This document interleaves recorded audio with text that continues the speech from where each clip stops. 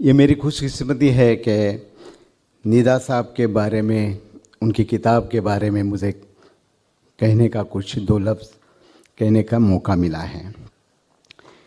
हमारी मालती भाभी जी ने मुझे आदेश किया, आदेश हुक्म था कि आपने बोलना चाहिए, इसलिए मैं आप सबको बर्दाश्त करना पड़ेगा मुझे। मैंने सोचा था कि मैं मराठी में, क्योंकि मेरी मादरी ज़बान मराठी है, तो मैं मराठी में बोलूं या हिंदी में बोलूं या उर्दू में बोलूं? तीनों में बोल डालें। हाँ, एक के बाद एक। लेकिन मेरे साथ मेरे काम आए निदा साहब फिर भी। उन्होंने इस किताब में लिखा है, वो मिसरे देखिए, माफ़ करना, सुतूर देखिए, वो मिसरों से कम नहीं है। हैदर अली आतिश ने बेगम लिखा तो किसी ने ये लफ्ज़, ये शब्द गलत इस्तेमाल हुआ कहा। बेगुम, बेगुम ऐसा तुर्की लफ्ज़ है और तुर्की में ये सही है, ऐसा किसी ने कहा उनको। तो आतिश जी ने जवाब दिया था, मैं अपने देश की भाषा में लिख रहा हूँ, मैं बेगम ही कहूँगा। निदा साहब आगे भी लिखते हैं कि मीरा ने भी यकीन लफ्ज़ को गुमान के एवज शक में इस्तेमाल किया है। मुरलिया काहे गुमान भरे, ये निदा जी ने लिखा, तो मैं भी अपनी भाषा में बात करूंगा। जो आपने कहा कि तीनों भाषा में, तीनों भाषा के एवज मैं हिंदुस्तानी भाषा में बात करूंगा। आगे निदा साहब क्या लिखते देखिए कि वो कहते हैं कि जो सांस्कृतिक शुद्धता का राग आलापते हैं, वे अपने 1-1.5 मीटर के गज से धरती का विस्तार नापते हैं। मैं कोई गायक नहीं हूँ या मौलवी नहीं हूँ, तो इसलिए मेरी ज़बान को आपको बर्दाश्त करना ही पड़ेगा। इस किताब का एक मजमून है जिसमें यास यंगाना चंगेजी पर निदा साहब ने लिखा है, और निदा साहब कहते हैं कि 20वीं सदी में गज़ल विधा की बुलंदी का एक दौर समझा जाता है। इस दौर का आसमान के सितारों के नाम भी निदा साहब लिखते हैं और आगे कहते हैं, अगर मुझे किसी एक नाम का चयन करना है, किसी ने मुझे मजबूर किया, तो मैं एक ही नाम लूंगा, यास यंगाना चंगेजी।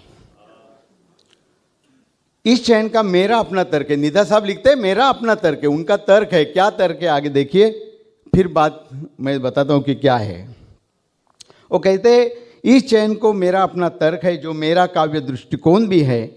यंगाना के सभी मुसीबतों का जायजा लेकर निदा साहब आखिरी मिसरा लिखते हैं कि इन सब के बावजूद न झूठ को वो सच बोला, इन सब के बावजूद न झूठ को सच बोला, न अपने शब्दों को दूसरों की तराजू में तोला।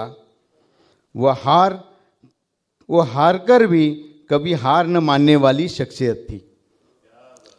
मेरा ख्याल है यंगाना चंगेजी का नाम निकलकर निदा साहब का नाम डाले तो यही हम सब कहेंगे कि ये भी शख्स ऐसा था।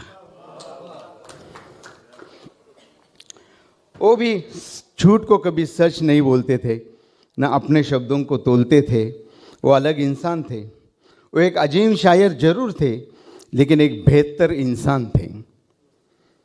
मैंने निदा साहब के जाने के बाद लिखा था कि हिंदुस्तानी गंगा जमुना तहजीब का मानने वाले हर निधर्मी आदमी का नुकसान हुआ है। सिर्फ भारती मालती भाभी और तहरीर का ही नुकसान नहीं, हम सब का नुकसान है। मैं इस किताब की समीक्षा या आलोचना करने के लिए यहाँ खड़ा नहीं हूँ, ना ही मेरी हैसियत है। लेकिन हम अपनी रोज़मर्रा की अमली ज़िंदगी से किसी भी शख्स, चीज़ या सरगर्मी का जायज़ा लेने का फितरी रुझान रखते हैं।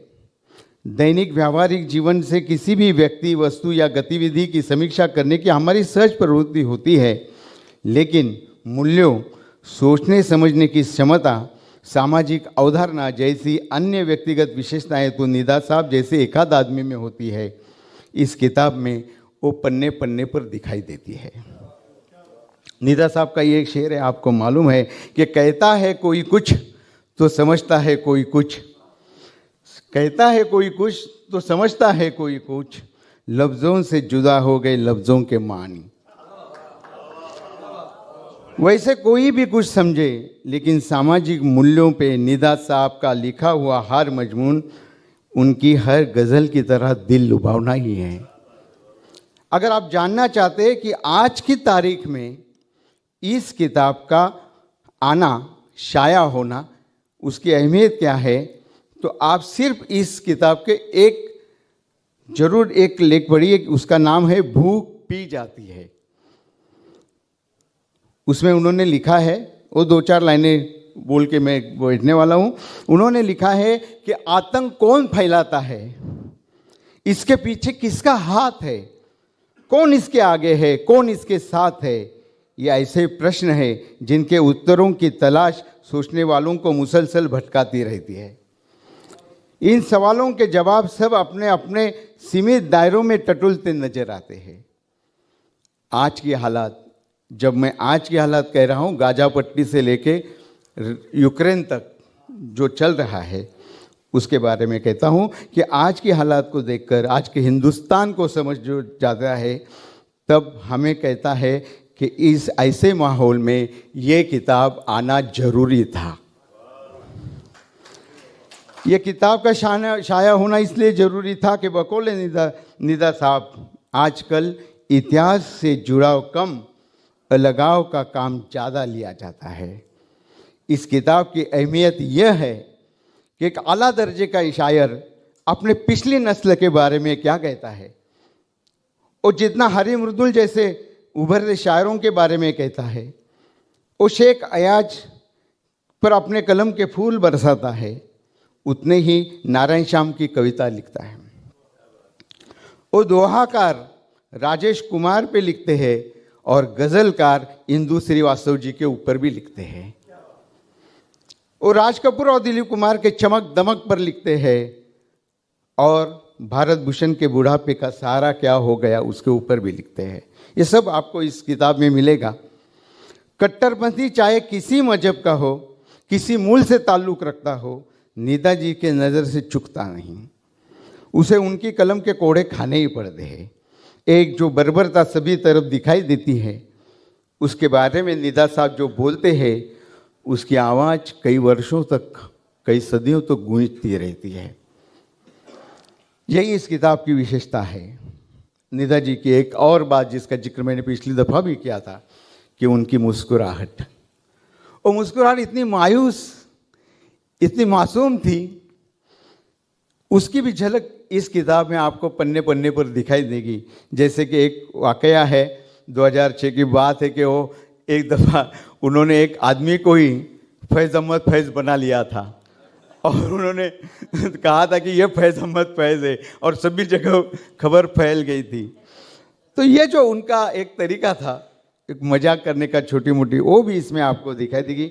इस किताब में इक़्तिबास के काबिल बहुत सी सतरें हैं, लेकिन मैं वक्त देख रहा हूँ। वानी का मैं शुक्रगुजार हूँ कि उन्होंने इस किताब को बड़ी खूबसूरती से सजाया है, और मैं मालती जी का भी शुक्रगुजार हूँ कि उन्होंने इसका संपादन बड़ी मेहनत से किया है। मैं जानता हूँ कि निदा साहब जाने के बाद बहुत सारे ऐसे उनके काम अधूरे पड़े थे कि क्या करना है इस सब का, और मालती जी ने देखा कि ये जो आर्टिकल्स है जो बीबीसी में थोड़े बहुत छपे, और एक कोने पे उसके, आपने किताब पढ़ेंगे तो आपको पता चलेगा, उसके एक कोने पे मेरा नाम लिखा था उन्होंने, निफाड़कर। मालती जी ने मुझे कहा कि निफाड़कर ये क्या है, ये सब कहते हो, सब मेरे पास है। तो मालती जी बोले चलो आ जाओ फिर मुंबई, हम देखते हैं क्या करना है। और फिर हमने वो सब, उसका फहरिस्त बनाई और वो सब वानी के पास भेज दी और माहेश्वरी जी ने वो आपके सामने लाया। मैं चाहता हूँ कि आप सब इस किताब को सिर्फ चाहेंगे नहीं, सिर्फ खरीदेंगे नहीं, लेकिन इस किताब का और लोगों के पास जो ये फसाद, ये सब मामले में जाते हैं, उनको भेंट भी दीजिए, तो भी ये किताब अच्छी तरह से जाएगी। मैं आप सबका शुक्रगुजार हूँ कि आपने सब ने मुझे बर्दाश्त कर दिया। शुक्रिया।